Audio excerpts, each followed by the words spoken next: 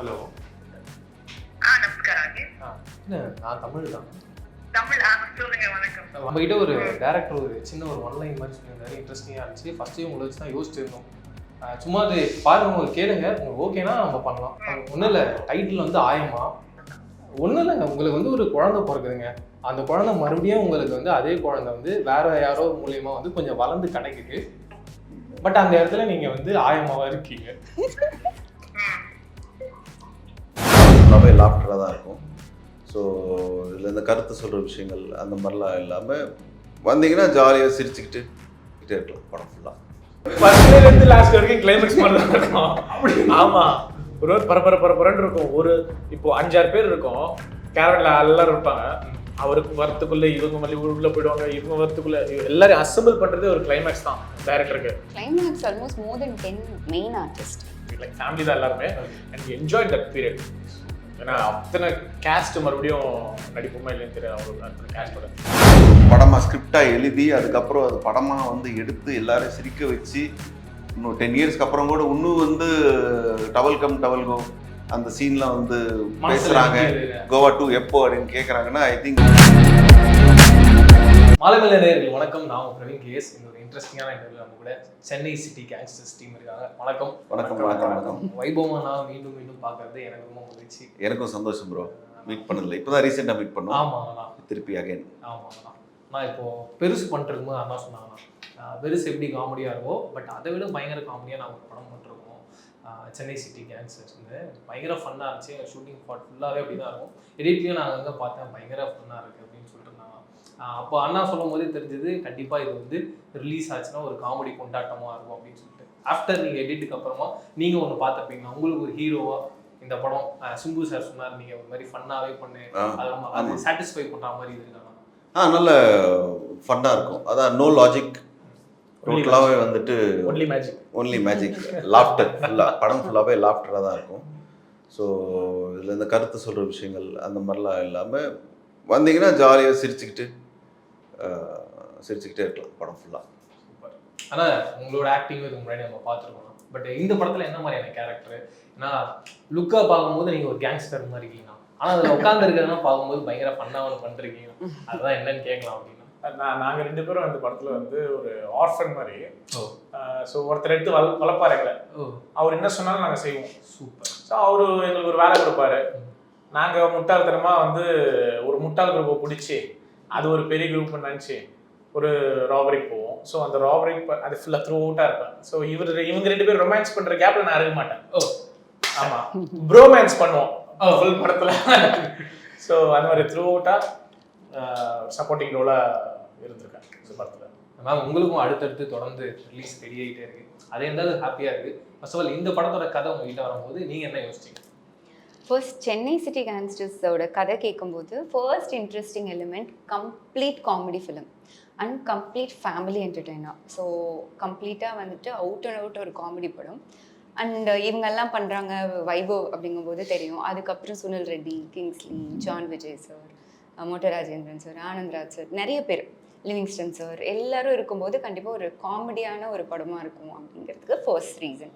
And இன்னொரு விஷயம், ஒரு ஆங்கிலோ இண்டியன் மாதிரியான ஒரு லுக் வைஸ். அப்பா வந்து தமிழ் அண்ட் அம்மா வந்து ஃபாரினர், அந்த மாதிரியான ஒரு பேசுறதுலாம் இல்லை. பிகாஸ் ஐ நோ தமிழ் எல்லாமே படத்துல. ஆனா பாக்குறதுக்கா ஒரு ஓவரால் ஒரு ஃபீலா அப்படி இருக்கணும் அப்படிங்கும்போது அது ஒரு புதுசா ஏதாவது ஒன்று ட்ரை பண்ணலாம்ல, அது ஒரு விஷயம். அண்ட் அதுதான் main important reason. And also very happy.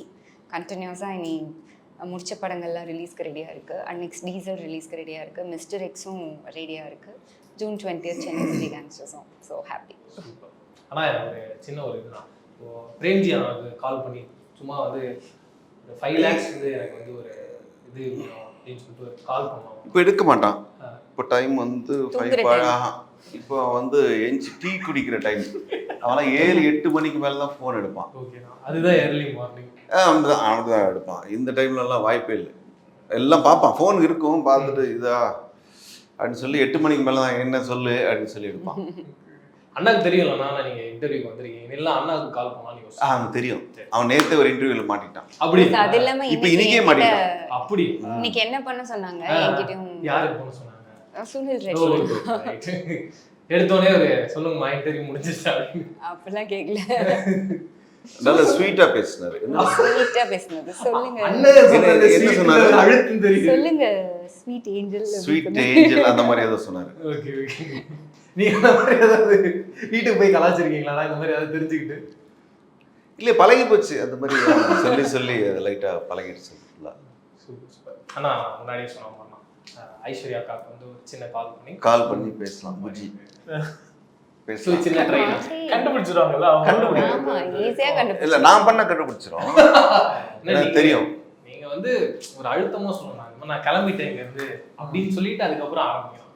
இருந்தாலும் ஒருத்தன் பயங்கர குரங்கு சேஷ்டியோட இருக்கான், என்கிட்ட கதை சொல்லி அவன்றான் அப்படின்றாங்க. அப்படியா? ஆமா நான் கிளம்பிட்டேன்னு சொல்லுங்கண்ணா. அதுதான் கிளம்பிருக்கேன்.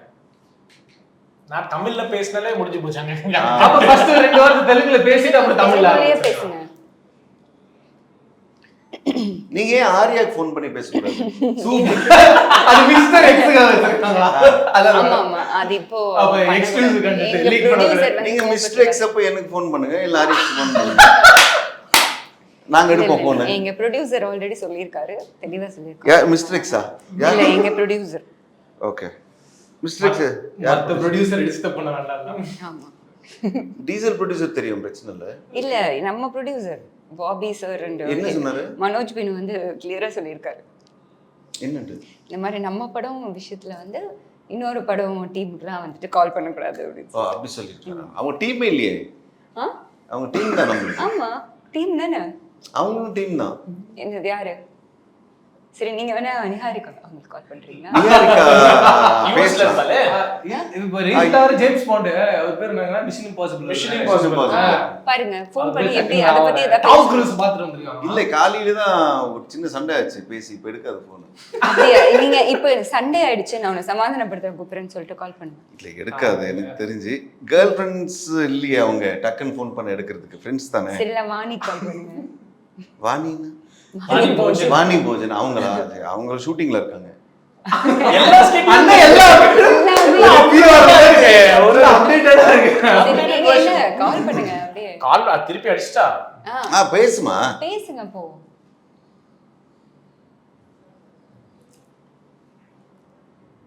హలో ఏంట్రా ఎక్కడున్నావు? పెడిక్యూర్.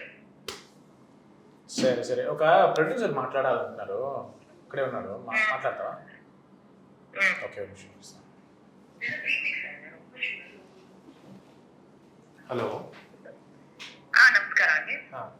நான் தமிழ் தான். தமிழ் சொல்லுங்க. வணக்கம். வணக்கம் வணக்கம். எப்படி இருக்கீங்க? நல்லா இருக்கேன். Super super. இல்லை இப்போ தான் உங்கள் தம்பியை பார்த்துருந்தேன், டீமை பார்த்துருந்தேன். நம்மக்கிட்ட ஒரு டேரக்டர் ஒரு சின்ன ஒரு ஒன்லைன் மாதிரி சொல்லியிருந்தாரு, இன்ட்ரெஸ்டிங்காக இருந்துச்சு. ஃபஸ்ட்டு உங்களை வச்சு தான் யோசிச்சு இருந்தோம். பட் அது எப்படின்னும் போது சரி ஒரு தம்பியும் பார்த்தோம், அதனால் இப்படி பேசியிருந்தோம். அண்ணாவை பார்த்துருந்தோம், பேசியிருந்தோம். சும்மா அது பாருங்க, உங்களுக்கு கேளுங்க, உங்களுக்கு ஓகேனா நம்ம பண்ணலாம். சரி, நீங்க அனுப்புறீங்களா? டீடைல்ஸ் எனக்கு அனுப்புறீங்களா? இல்லை சின்னதாக ஒரு ஒன்லைன் மட்டும் சொல்கிறேன், நீங்கள் அது பாருங்கள் அது எப்படி இருக்குன்னு. ஒன்றும் இல்லை, டைட்டில் வந்து ஆயமா. நீங்கள் வந்து ஆயமாவா இருக்கீங்க. உங்களுக்கு வந்து ஒரு கேக்குதா? உங்களுக்கு சின்ன வயசுலேயே வந்து ஒரு குழந்தை பிறகுது. ஹலோ.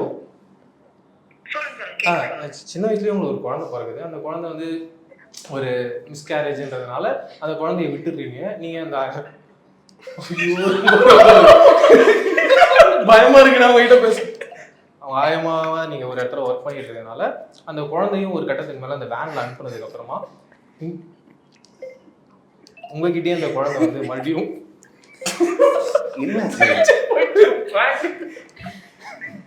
எனக்கு சிக்னல் ஒழுங்கா இல்லைங்க. நீங்க சினாப்சிஸ் அனுப்புங்க. அப்படிங்களா?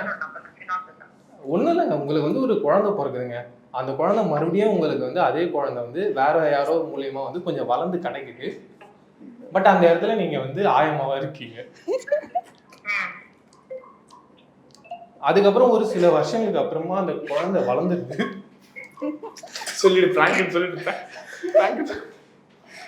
அதுக்கப்புறமா அந்த குழந்தை உங்க குழந்தை தான் எப்படி கண்டுபிடிக்கணும்னா அந்த குழந்தையோட தொடையில ஒரு மச்சம் இருக்கு.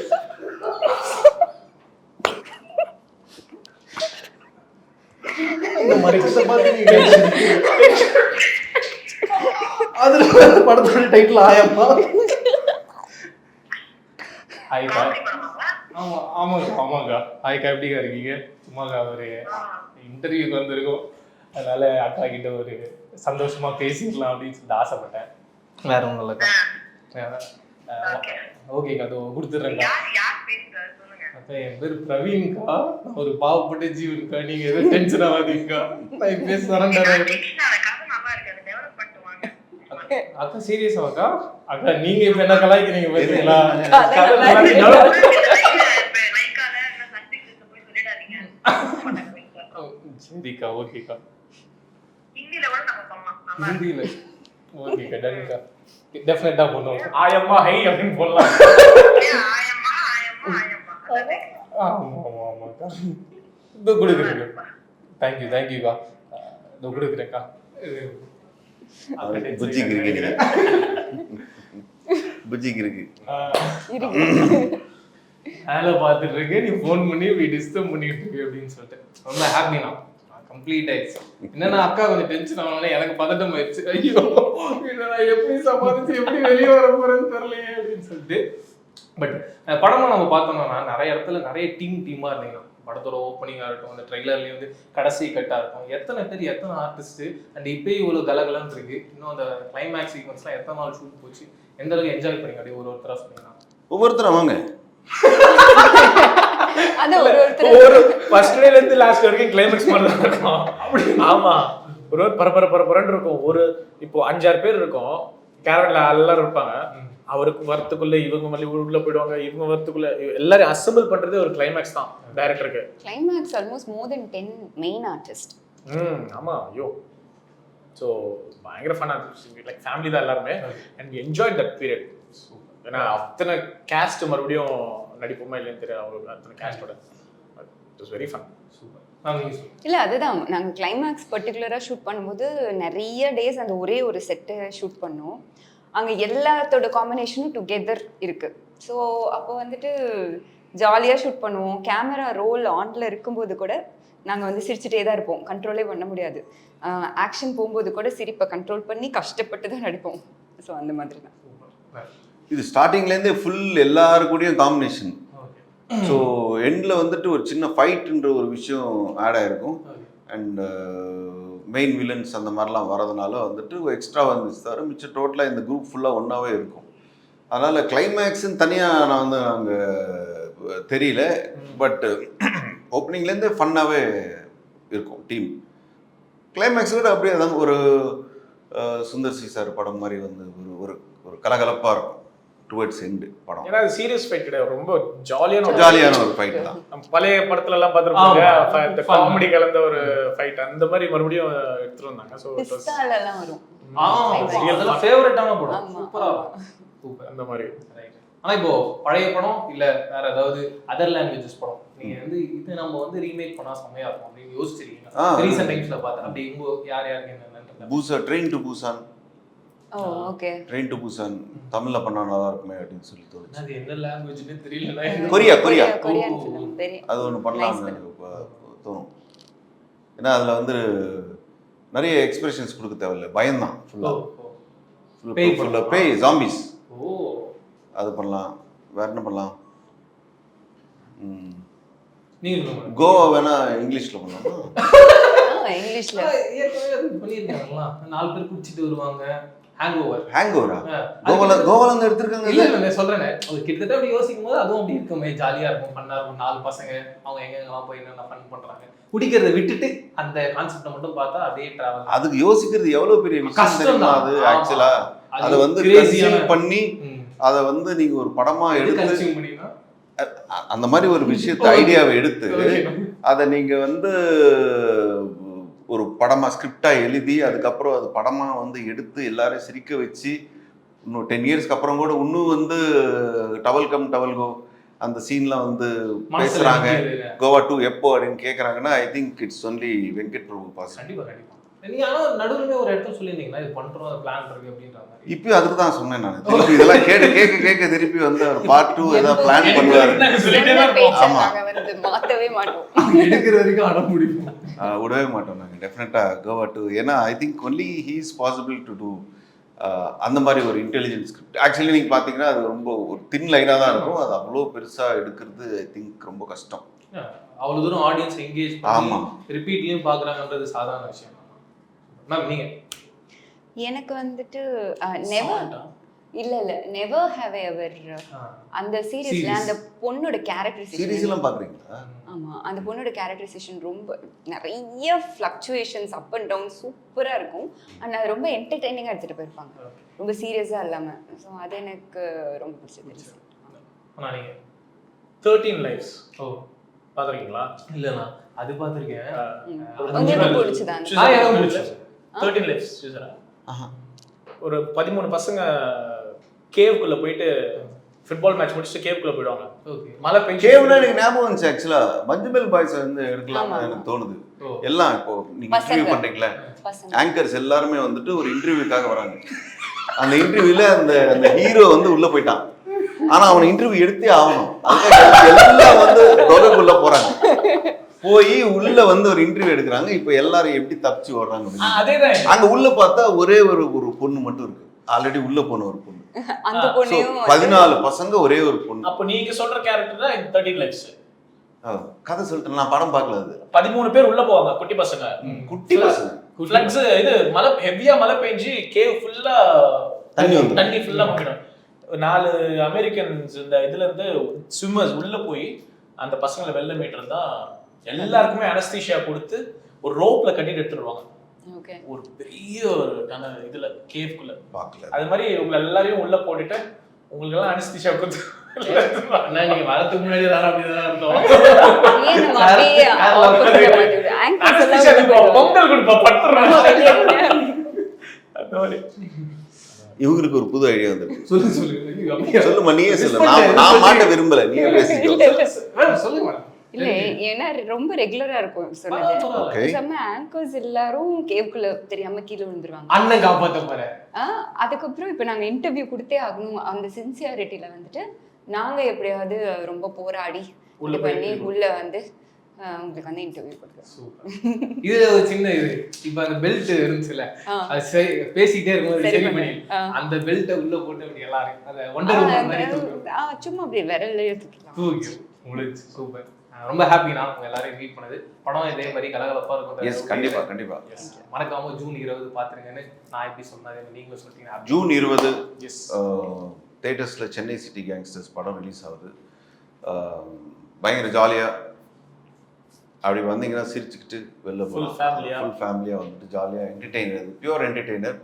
ஸோ மறக்காம ஜூன் 20 படத்தை பாருங்க. தேங்க்யூ.